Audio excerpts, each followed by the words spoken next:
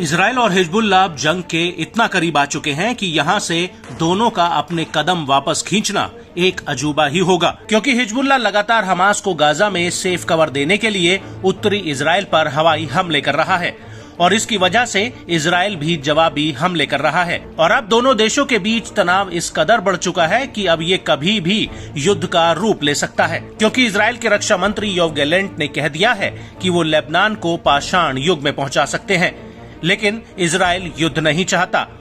Yoav Gallant ने अपने एक बयान में कहा कि हम युद्ध नहीं चाहते, लेकिन हम हर हालातों के लिए तैयार हैं। लेकिन इस सब के बीच बॉर्डर पर हिजबुल्लाह के हमलों में कोई कमी नहीं आई है और अब इसी कड़ी में हिजबुल्लाह ने मैतुला सेटलमेंट में इजरायली सेना के जमावड़े और उसके जासूसी उपकरणों पर एक बड़ा हमला किया है। यह हमला बिरकत रिशा मिलिट्री साइट के पास हुआ है।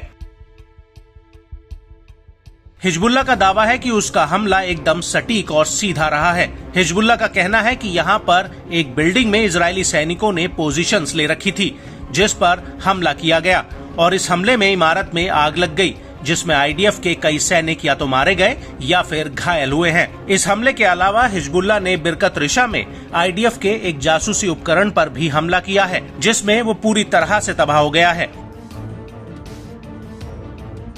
वहीं इस हमले को लेकर लेबनानी मीडिया हाउस अल मयादीन ने इजराइल के अल मलीकिया सेटलमेंट पर हमले की पुष्टि की है। अल मयादीन का ये भी कहना है कि इजराइल ने लेबनान के रामिया और अल कावजा में गोला बारूद से हमला किया है। इसके साथ ही खियाम और कफर चौबा में भी इजरायली सेना ने बम और गोले फायर किए हैं। आपको बता दें कि इस हमले से पहले हिजबुल्लाह के लड़ाकों ने आईडीएफ की 91 डिवीजन के हेडक्वार्टर पर नहाल गिरशोम इलाके में हमला किया था। हिजबुल्लाह ने यहां पर ड्रोन्स का एक पूरा जत्था फायर किया था और इस हमले को लेकर हिजबुल्लाह ने दावा किया कि इस अटैक में आईडीएफ को भारी नुकसान हुआ है और इस हमले में हेडक्वार्टर के भीतर भीषण आग लग गई थी।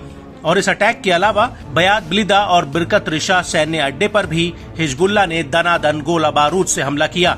ऐसे में मौजूदा हालातों को देखकर लग रहा है कि हिजबुल्लाह और इजराइल लगातार पूरी तरह से युद्ध की तरफ बढ़ रहे हैं।